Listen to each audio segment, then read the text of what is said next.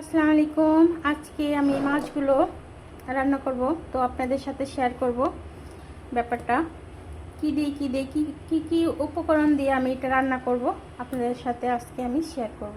তো আমি মাছটা যত ভেজে রান্না করব, লবণ দিয়ে দিচ্ছি, একটু গুঁড়া মরিচ, হলুদ, এভাবে মাখিয়ে রেখেছি মাছটা।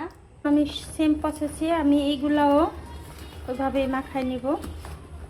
এটার ভিতরে হলুদ, লবণ আর মরিচের ফাঁকি দিয়ে পটলগুলোকে আমি সুন্দর করে ছিলে কেচে রেখেছি।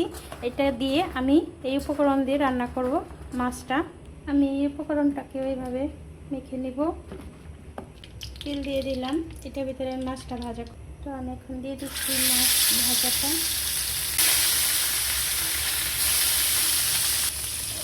মাছগুলোকে এখন এইভাবে উল্টিয়ে নেব, বেজে নিচ্ছি।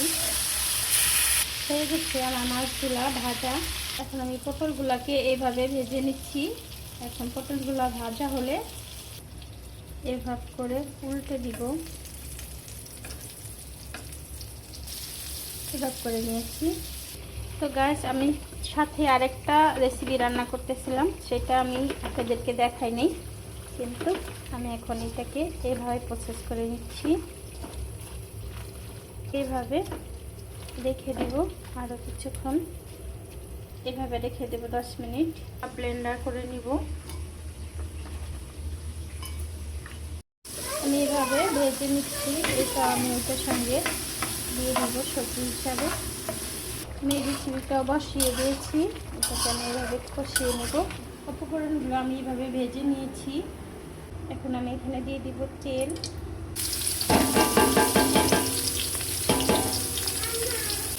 একটু লবণ। আমি এখন এখানে মিক্স করে দিব যে বাটা মশলাটা রেখেছিলাম। আমি মাছ ভুনা করলে সবসময় বাটা মশলা দিয়ে এই মাছটাকে ভুনা করি। মাছ ভুনা বাটা মশলা হলে খেতে খুব ভালো। তেল দিয়ে দিব। আমি অ্যাড করে দিচ্ছি হলুদ, মরিচের ফাঁকি।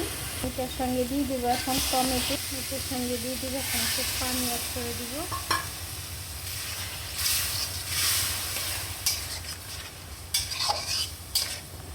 আমার মশলাটা এরকম হয়ে আসছে। এখন মাছগুলো দিয়ে দিব। এভাবে মাছগুলো দিয়ে দিয়েছি। অনেকক্ষণ সবজিগুলো এইভাবে দিয়ে দিব।